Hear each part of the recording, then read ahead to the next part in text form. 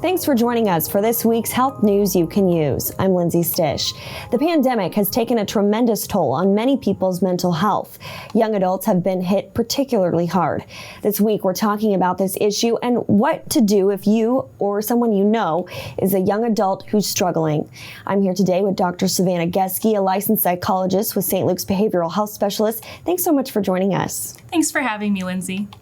A new survey by the CDC says almost 2/3 of 18 to 24-year-olds experience symptoms of anxiety or depression. Many say they're using more alcohol or drugs to deal with the stress. Even when the COVID-19 crisis is over, many adults could have long-lasting effects from mental health issues that they're currently dealing with. Dr. Geske, the pandemic has affected everyone, but why young adults in particular when it comes to mental health? Our young adult populations are in some very interesting life stages during this time.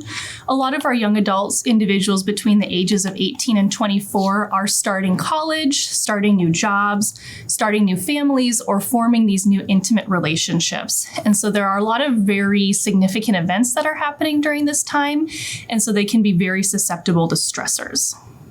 And many people are using alcohol or medication to self-medicate or cope with stress. How can this have the opposite effect? So alcohol has an interesting benefit where it can help us fall asleep, but in terms of us staying asleep, it actually interrupts our REM cycles and leads to more wakenings during the night. It also leads us to feel less rested when we wake up in the morning, and thus puts us at risk of not being able to handle stressors as well the next day. And many people have shifted to working from home. How has this affected mental health, especially for younger adults? This is an interesting thing that we're seeing. We know from previous research that working about 2 days from home can be beneficial for our mental health as it improves flexibility and reduces our commute time. However, we see that working from home full-time can cause a variety of stressors, lack of interaction with our coworkers, and we also see that women with young children seem to be struggling the most. We've been dealing with the pandemic for about a year now. What effect does this prolonged stress and anxiety have? We're already seeing that young adults have almost doubled in their rates of mental illness. And so we see that this is having a very profound effect on the stress that young adults are experiencing. And we also anticipate that even after the pandemic is over, it could take a while for their mental health to recover. So how does this stress lead to depression with the pandemic? So depression can develop as a result of prolonged stress due to a theory that's called learned helplessness. So what this theory describes is a phenomenon in which we have been exposed to stress, pain, or suffering for prolonged periods of time, and we come to believe that we do not have the ability or the strategies to escape this stress. And so what happens is we start to develop symptoms of depression. A very simple example would be a college student studies for an exam multiple times and continues to fail. That student, now having experienced suffering, defeat, and loss, comes to the conclusion, there might as well be no point in me studying because things are never going to change, instead of talking to their professor about different study strategies or talking to a tutor to try to help improve their grades.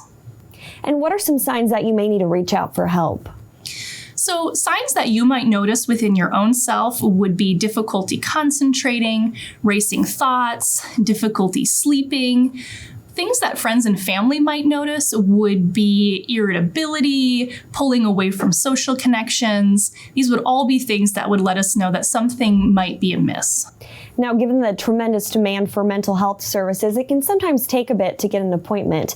What are some things people can do at home to address stress while they're waiting for that first appointment? We have a lot of really good research coming out that journaling is very beneficial.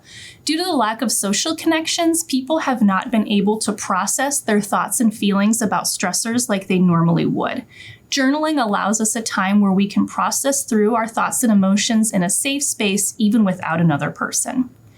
I also recommend downloading any type of mindful meditation app and practicing about 2 times a day for about 5 to 10 minutes.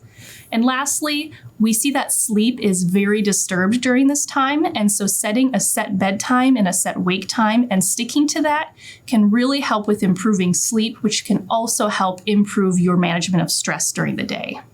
Now, is there anything else you'd like people to know about therapy? One thing that I think people have a misconception about therapy is that they join therapy and it's just venting or talking about problems with no real purpose. Anytime you go to therapy, you and your therapist should set very concrete goals about what you want to work on and change. And also recognizing that you won't be in therapy forever. Therapy should be time limited, usually lasting about 8 to 12 sessions. Okay, thanks again for joining us, Dr. Geske. Thanks for having me.